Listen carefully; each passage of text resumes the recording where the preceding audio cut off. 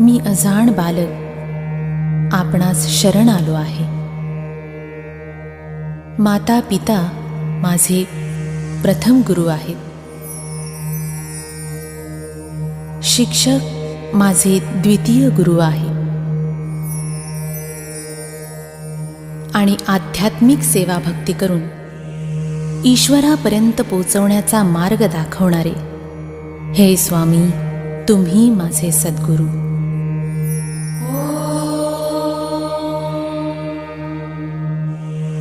गुरु शिवाय जीवन व्यर्थ आहे.